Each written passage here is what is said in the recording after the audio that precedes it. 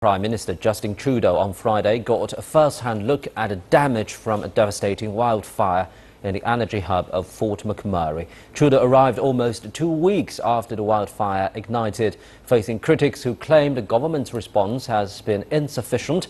The Prime Minister promised more help in getting victims back their homes and rebuilding the damaged city. Jim Spellman has the story. Isn't that crazy? High praise for firefighters in Fort McMurray as Canadian Prime Minister Justin Trudeau tours the fire-damaged city. This was the extraordinary response by people such as yourselves.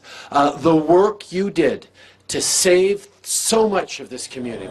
Fire crews were able to save about 90% of the structures in Fort McMurray, but about 2,400 buildings burned, mostly private homes.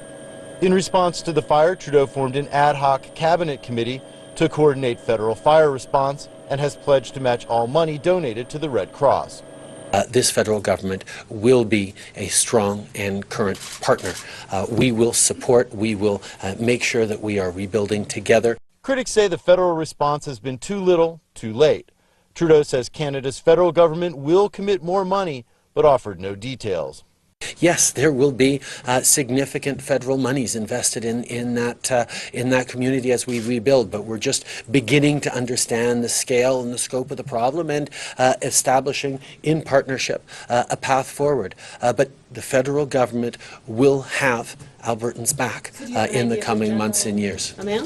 Communities impacted by this fire will need help for the foreseeable future. It could be weeks before residents are allowed back to Fort McMurray, and years before that city is completely rebuilt.